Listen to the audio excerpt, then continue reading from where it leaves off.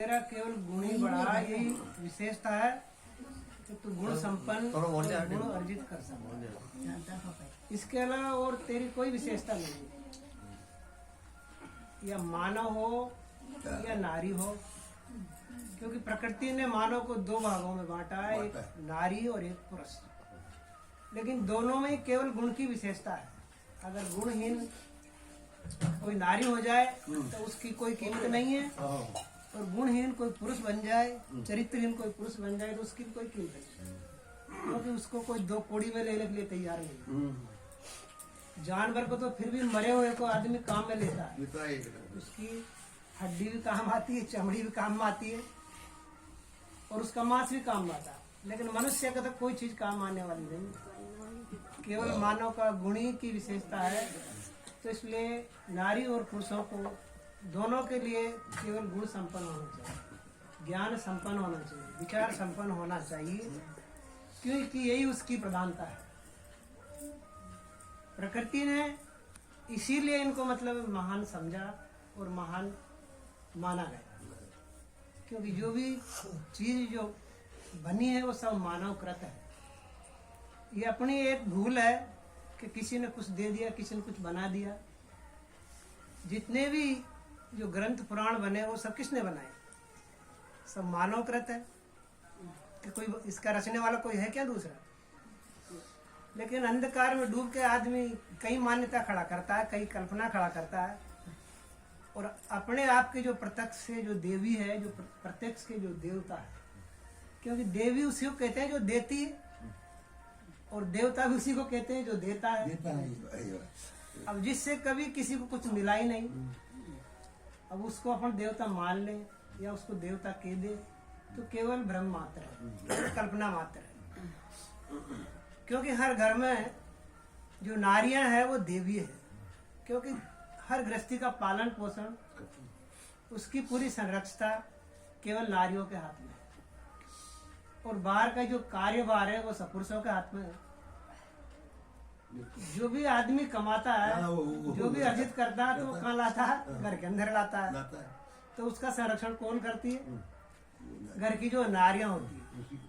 अब उन्हीं से अगर मनुष्य द्वेषता रखे, या उनमें भेद समझे, या उनको नीचा समझे, या उनको अपवित्र समझे, तो ये मानव का दुर्भाग्य है। इसलिए इनमें भेद समझना हर गृहस्थी के लिए हानिकारक है, क्योंकि जिस परिवार में भेद होता है या उनमें भिन्नता होती है और प्रेम खो जाता है, तो वो उनके लिए घातक होता है। वो परिवार कभी विकासशील नहीं हो सकता है, कभी उन्नत नहीं हो सकता है, कभी गुणवान नहीं हो सकता है।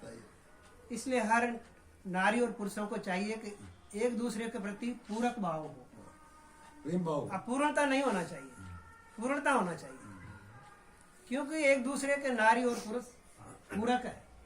क्योंकि नारी के बिना पुरुष अधूरा है, पुरुष के बिना नारी अधूरी है। जिये बिन देह नदी बिन नारी, जिये बिन देह नदी बिन बारी, और तैसे ही नाथ पुरुष बिन नारी।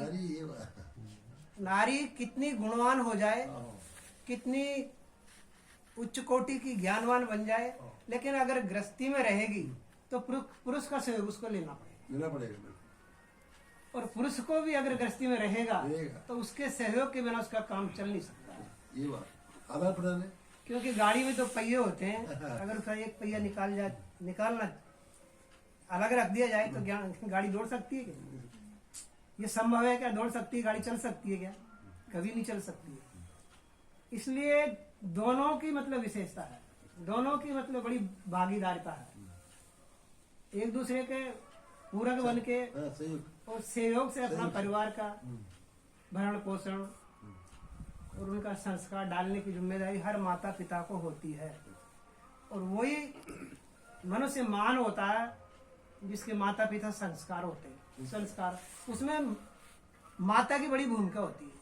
माता परिवार के प्रति, बच्चों के प्रति माता का सबसे बड़ा योगदान होता है, पुरुष का इतना नहीं होता है। माँ का जितना योगदान होता है, और ये इतिहास गवाह है कि जिस परिवार में जो माँ महान है, जिस परिवार में जो नारियां महान है, वही संतान आगे बढ़ सकता है, वही ऊंचाई को छू सकता है। बाकी ये पूरी माँ ऊंचाई पे जाना संभव हुआ, हाँ। चला भी जाएगा तो टूट जाएगा। टूट जाएगा, पूरी माँ का है, अगर उसके बिना सहयोग के अगर वो ऊंचा चढ़ना चाहेगा तो गिर जाएगा, गिर जाएगा। क्योंकि उसकी सीढ़ी नीचे से कमजोर है, हाँ कम मजदूर नहीं, मजबूत नहीं है। वो माँ का इसलिए सीढ़ी नीचे से माँ मजबूत करती है। माँ का बहुत बड़ा योगदान है। माँ कोई साधारण कहने वाली हाँ। देवी नहीं है, वो प्रत्यक्ष की देवी है। प्रत्यक्ष ही माँ वो देवी, हर पुरुष की माँ वो प्रत्यक्ष की देवी है।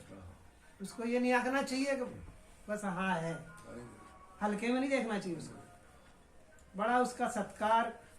जैसे कहा है कि जहाँ नारियों की पूजा होती है वहाँ देवता मतलब रमते हैं। बनते हैं, ये बात है। हाँ देवता जहाँ जिस घर में नारियों का सम्मान होता है, हाँ नारी पूजनते देवता रमनते, बनते हैं, ये बात। उस घर में देवता स्वतः ही कृपा बरसाते हैं हाँ। और देवता स्वतः ही उसके ऊपर दया दृष्टि रखते हैं। उनसे अपेक्षा करने की जरूरत नहीं है। और जहाँ एक दूसरे का अभाव होता है वह उस घर से देवता थे क्यों लक्ष्मी भी पलायन करके चली जाती है। लक्ष्मी भी वहाँ ठहर नहीं सकती, क्योंकि जिस घर में रोज कलह होती है, जिस घर में रोज मतलब तू महमा होती है, वह लक्ष्मी क्यों रहेगी, रह नहीं सकती, क्योंकि लक्ष्मी एक सत्य से बंधी है। अब जिस घर में सत्य नहीं तो वहाँ प्रेम भी नहीं है, क्योंकि सत्य और प्रेम दोनों का जोड़ा है। जोड़ा ये सत्य है। सत्य की बांधी लक्ष्मी, लक्ष्मी बनी रहती है। तो इसलिए सत्य को छोड़ना मानव के लिए हानिकारक है। सत्य को कभी त्यागना नहीं चाहिए, क्योंकि सत्य और प्रेम ही हर गृहस्थी को पावर देता है, हर गृहस्थी को मतलब आत्मबल देता है, हर तरह से उसको संपन्न बनाता है। तो ये बड़ी विशेषता है। बस इतना कह के मैं अपनी वाणी को विराम देता हूँ। बोलिए साहिब, आप बोल रहे हैं। सही बात तो पूरी हो जा रही है।